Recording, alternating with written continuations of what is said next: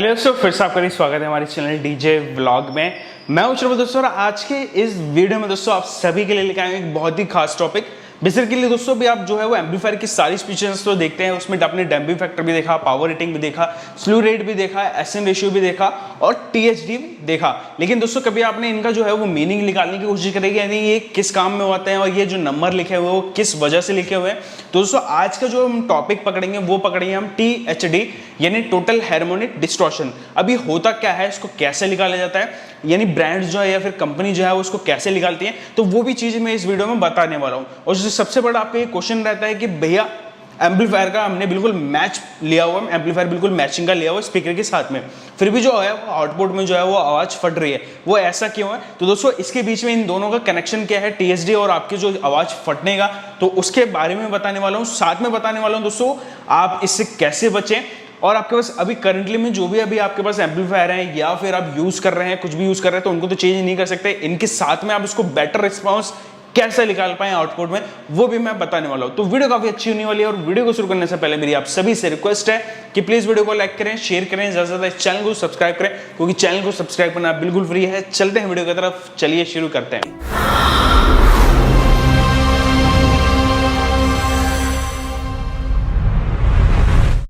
आज के हम इस वीडियो में बात करने वाले हैं टीएचडी के बारे में। अब टीएचडी की फुल फॉर्म में बता चुका हूं दोस्तों, यहाँ पे टोटल हार्मोनिक डिस्टॉर्शन हम इसको कहते हैं। और यहीं पे अगर मैं बात करूं दोस्तों, ये क्यों यूज करा जाता है या फिर इसके आगे जो है वो आपको नंबर दिया जाता है, वो किस वजह से दिया जाता है, वो भी मैं इस वीडियो में बताने वाला हूं। तो दोस्तों एक जो प्रॉब्लम है वो आपने भी फेस करोगे और मैंने भी कभी कभार नहीं फेस करी है, और ये दिमाग में भी क्वेश्चन ये उठता है कि यार एम्पलीफायर मैंने मैचिंग का ले रखा है, बिल्कुल परफेक्ट एम्पलीफायर मैंने लिया हुआ है, स्पीकर भी बिल्कुल मैचिंग का मैंने लिया हुआ है, मिक्सर भी मेरा बहुत ही अच्छी क्वालिटी का लगा हुआ है, अब लैपटॉप भी या फिर आप मैं फोन से जो बजा रहा हूँ बिल्कुल बढ़िया ब्रांड का मैंने लिया हुआ है, फिर भी यार एक वॉल्यूम के बाद, एक लाउडनेस के बाद जो है वो आवाज फट रही है, ऐसा क्यों हो रहा है यार? तो ये क्वेश्चन आपका कई बार मैंने सुना है, और यहाँ पे आपने मुझे मैसेज में कह लीजिए फिर कमेंट्स में कह लीजिए, और ये क्वेश्चन जो है वो जब मैं ये चीजें जानता नहीं था दोस्तों, ये दिमाग में मेरे भी क्वेश्चन उठते थे, तो इसको लेके दोस्तों आज की ये वीडियो बनाई गई है।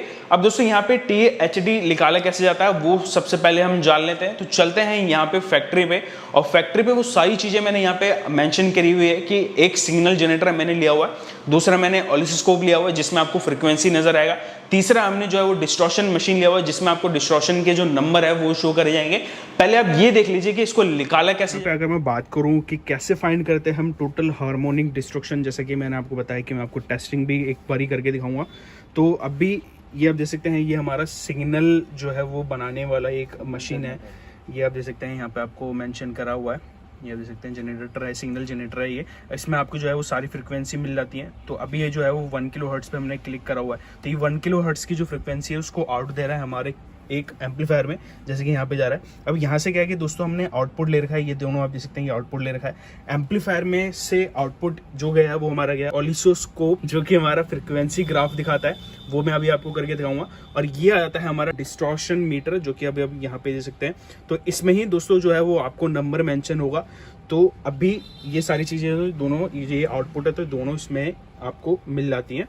तो अभी दोस्तों हम यहाँ से फ्रीक्वेंसी तो हम दे रहे हैं, जैसे मैं यहाँ से बढ़ाऊंगा वो आप देख सकते हैं आपको फ्रीक्वेंसी मिल रहा है।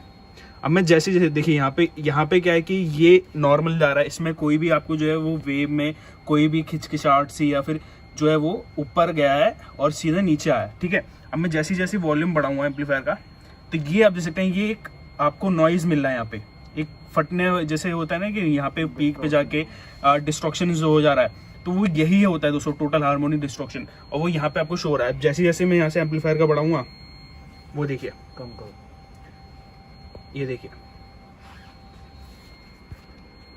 तो इसको कुछ इस टाइप से जो है दोस्तों फाइंड करा जाता है। जैसे जैसे यहाँ पे ग्राफ देखिए और यहाँ पे ये नंबर बढ़ रहा है, ये देख सकते हैं,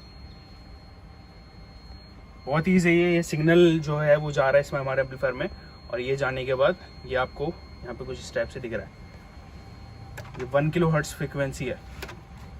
तो गाइज ऐसे फाइंड करा जाता है, ये इसका जो है वो आपको डिस्ट्रक्शन मिल जा रहा है कितना है, और ऐसे फाइंड करा जाता है। और अभी एम्पलीफायर ये 1 किलो हर्ट्ज पे ये अपने पीक पे चल रहा है, ये आप देख सकते हैं, और ये ग्राफ भी अभी आप देख सकते हैं, बहुत ही यहाँ पे इजी रहता है अगर आप थोड़े से अगर टेक्निकल होंगे या फिर आप इस चीज़ को जानते हैं। बाकी ये वीडियो मैंने कोशिश करी कि जितने से ज़्यादा ईजी हो वो आपको समझाने की, तो ऐसे फाइंड करा जाता है। चलते हैं कुछ और डिटेल हम देख लेते हैं। तो दोस्तों जैसे कि भी आपने देखा कि मैंने एक एम्पलीफायर, एक पीए एम्पलीफायर के साथ इसको जो है वो टेस्ट करके दिखाया। सिंपल मैं आपको समझा रहा हूँ, इसको जो है वो सारी चीज़ें मैं आपको बता देता हूँ कि करके क्या क्या सामान वहाँ पे लगा हुआ था। तो आपने देखा एक साइन जनरेटर यानी सिग्नल जनरेटर, हमने देखा कि वहाँ से एक फ्रिक्वेंसी निकली। फ्रिक्वेंसी जो थी वो दोस्तों 1 किलोहर्ट्ज की थी। अब यहाँ पे ये फ्रिक्वेंसी का भी थोड़ा सा आपको ख्याल रखना है कि 1 किलोहर्ट्ज की फ्रिक्वेंसी पे हमने चेक करा, ये भी चीज़ें मैं आगे बताने वाला हूँ। तो 1 किलोहर्ट्ज की फ्रिक्वेंसी हमने एम्पलीफायर को इनपुट करी। इनपुट करने के बाद एम्पलीफायर ने एम्पलीफिकेशन करा यानी पावर को बढ़ाया। बढ़ाने के बाद उसने आउटपुट दी, ठीक है, अपने आउटपुट सेक्शन से पीछे जो स्ट्रिप है उसमें से दी।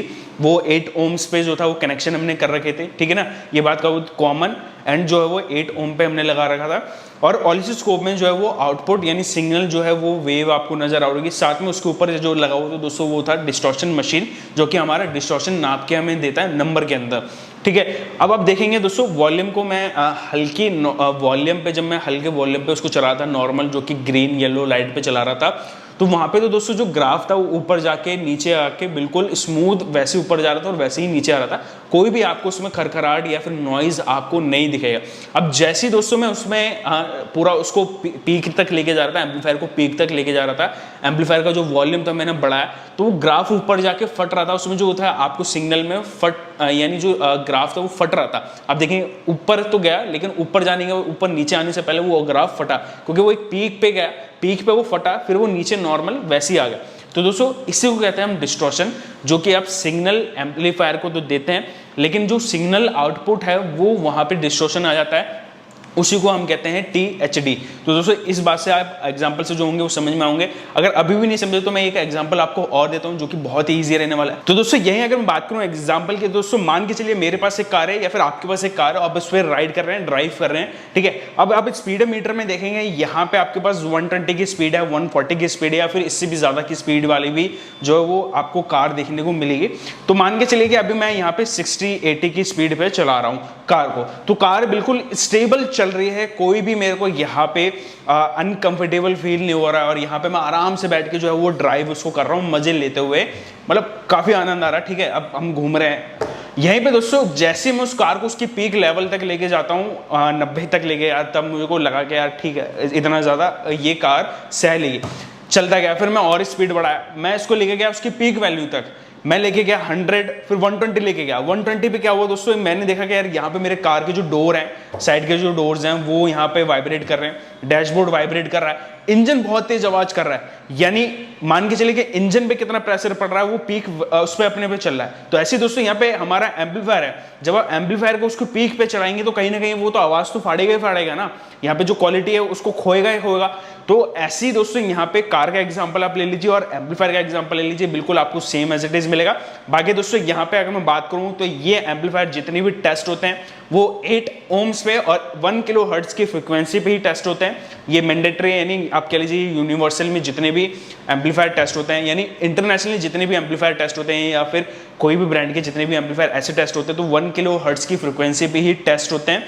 तो इससे ये निकाला जाता है। लेकिन दोस्तों यहाँ पे एक कहानी ये भी है कि हर फ्रीक्वेंसी पे, यानी जैसे 20 से लेके 20 किलो हर्ट्ज की फ्रीक्वेंसी होती है, इसके बीच में जो है वो सॉन्ग्स आते हैं और अलग अलग सॉन्ग्स की अलग अलग फ्रीक्वेंसी होती है, अलग अलग इंस्ट्रूमेंट की अलग अलग फ्रीक्वेंसी होती है।